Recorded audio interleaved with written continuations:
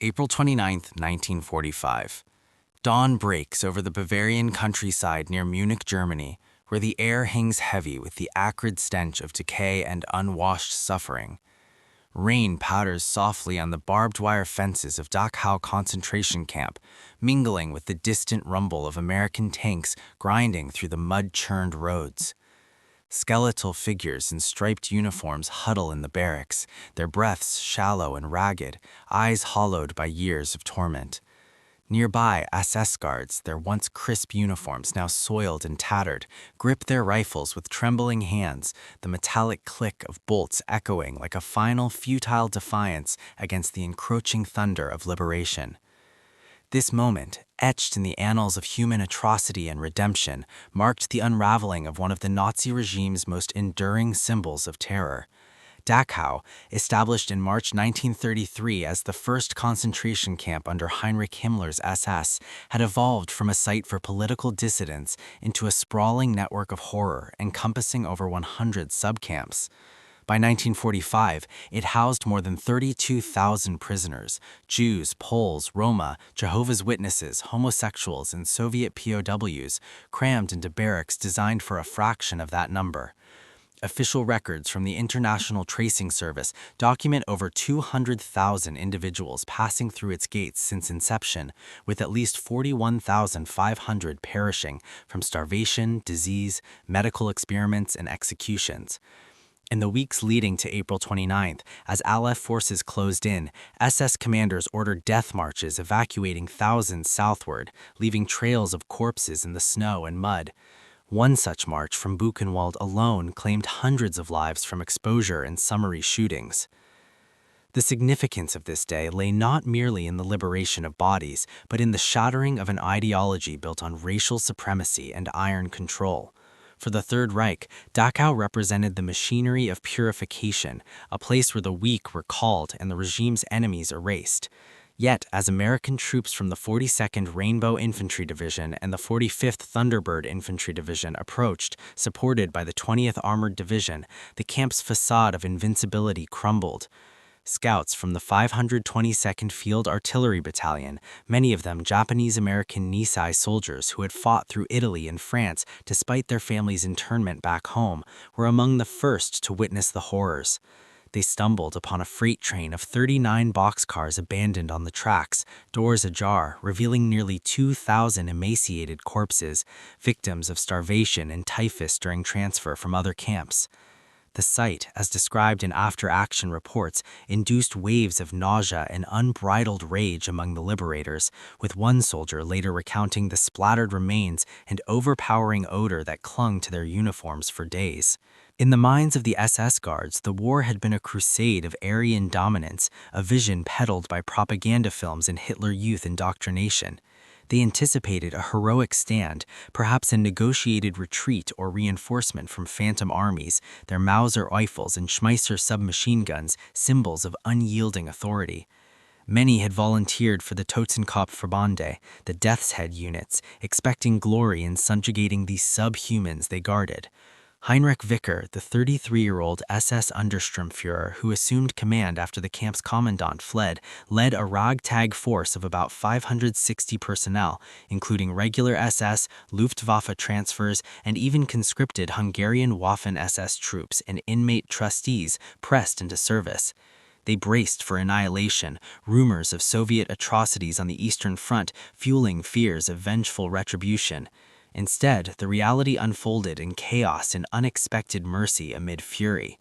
As the first American patrols breached the gates around 11 a.m., gunfire erupted sporadically. Some guards fled into the woods, others raised white flags.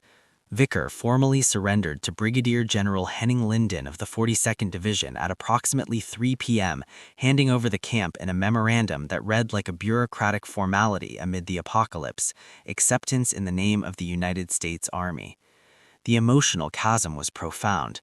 The guards, steeped in Nazi lore of racial hierarchies, expected barbarism from the mongrel American forces, perhaps summary executions mirroring their own methods.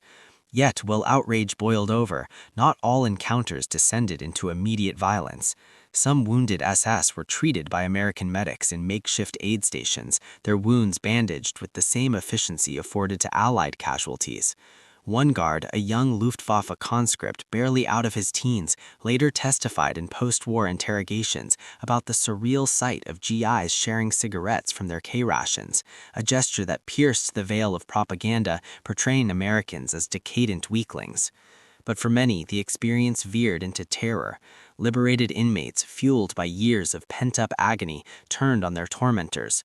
Walenty Lenarczyk, a Polish survivor, documented in his memoir how prisoners swarmed captured SS, beating them with shovels, sticks, and bare fists, while American soldiers occasionally looked away. In the coal yard enclosure, Lieutenant William P. Walsh of the 45th Division ordered 4 surrendered SS shot in a boxcar, with Private Albert P. Pruitt delivering the final shots, as detailed in the U.S. Army's official investigation report dated June 8, 1945, by Lieutenant Colonel Joseph Whitaker. Factual accounts paint a grim tally. The Whitaker report, declassified post-war, cataloged multiple incidents. In one enclosure, Lieutenant Jock Bushyhead supervised the machine gunning of segregated SS troops, mistaking their movements for escape attempts. Estimates vary, but Lieutenant Colonel Felix Sparks, commander of the 157th Infantry Regiment, asserted in his after-action summary that no more than 50 guards perished that day, with 30 a more precise figure, far from the exaggerated claims of mass slaughter.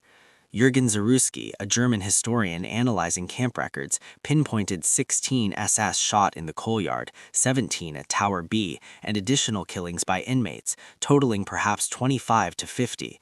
These reprisals, while violating the Geneva Convention's protections for prisoners of war, stemmed from the visceral shock of discovery. Piles of naked bodies stacked like cordwood near the crematorium, gas chambers disguised as shower rooms, and experimental medical barracks where Dr. Klaus Schilling had infected prisoners with malaria for research, leading to hundreds of deaths as per Nuremberg trial testimonies. Amid this maelstrom, the prisoners, the true victims, emerged from their barracks like ghosts reclaiming form.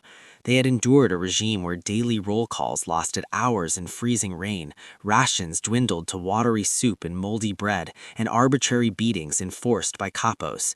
Expecting only further marches or extermination as the war's end loomed, they instead heard the roar of Sherman tanks and the shouts of liberation. Sergeant Robert Allen of the 45th Division, as recounted in oral histories preserved by the United States Holocaust Memorial Museum, carried emaciated inmates from the fetid barracks, whispering assurances of freedom while medics administered plasma and sulfa drugs. One skeletal man, attempting to crawl towards the gates, was gently halted by a medic who smiled through tears and murmured words of release, evoking sobs from the survivor whose eyes, long dulled by despair, flickered with disbelief. Reports from the 42nd Division's medical detachments note treating over 4,000 cases of typhus and malnutrition in the immediate aftermath, with Army nurses distributing vitamin supplements and high-calorie foods. The contrast pierced deepest here. The inmates, conditioned to view humanity as extinct, encountered smiles and outstretched hands, a reversal that shattered their internalized hopelessness. Weaving through these scenes was a simple yet profound symbol, the Hershey chocolate bar, unwrapped from American K ration packs and pressed into trembling hands. This unassuming confection, mass-produced in Pennsylvania factories churning out millions weekly for the war effort, embodied the abundance of a democratic society untouched by total rationing. For the prisoners, its rich, melting sweetness was a first taste of plenty after years of starvation, a tangible proof of worlds beyond barbed wire. Even captured SS guards, confined in makeshift stockades, glimpsed these distributions, bars shared freely among GIs and survivors alike, contrasting sharply with the Reich's ersatz cocoa and meager allotments. One guard's post-war affidavit described the sight as bewildering, a glimpse of material wealth that undermined the Nazi myth of American inferiority. As medics moved through the crowds, handing out these bars alongside bandages, the chocolate became a recurring emblem, melting on tongues parched by tyranny, symbolizing the exhaustible resources of a free nation where innovation and equality fueled production lines from Hershey to Detroit. This encounter catalyzed transformations on multiple fronts. For the survivors, liberation ignited a reevaluation of human potential. Many, like Viktor Frankl, who endured similar camps, would later articulate philosophies of meaning amid suffering, shifting from victimhood to advocacy. Testimonies from the Dachau trials of 1945 to 1946, where 40 SS staff were convicted and 36 sentenced to death, revealed how inmates' accounts dismantled the facade of bureaucratic detachment, forcing global reckoning with genocide. For the German perpetrators, the day eroded ideological certainties. Guards who survived the reprisals, interrogated by Allied teams, often expressed stunned realizations. The Reich's final solution had not only failed, but invited judgment.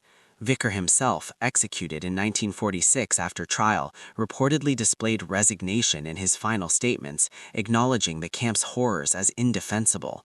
Broader German society, confronted with newsreels and occupation policies, began a painful denazification, with the Nuremberg Principles establishing accountability for crimes against humanity. Yet the emotional undercurrent lingered in quieter moments. American soldiers, hardened by battles from Normandy to the Rhine, wept openly at the sights, their rage tempered by pity. Sparks, in his memoir, reflected on the moral tightrope.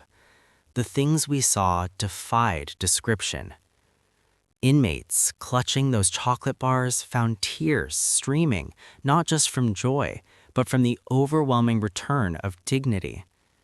The guards, stripped of power, faced a mirror of their own cruelties, their expectations of triumph dissolving into chains and tribunals. In the epilogue of this shadowed dawn, the liberation of Dachau whispers a poetic truth about freedom's resilient flame. Amid the ruins of ideology built on hate, the simple act of a medic's smile and a shared chocolate bar illuminated the abundance inherent in democracy, a system where resources flow not from coercion, but from collective will, nourishing the starved soul of humanity. This abundance, forged in factories of free men, outlasted the barbed wire empires, reminding that true liberty blooms not in domination, but in the quiet restoration of hope, where even the wept tears of the oppressed become rivers carrying the seeds of enduring peace.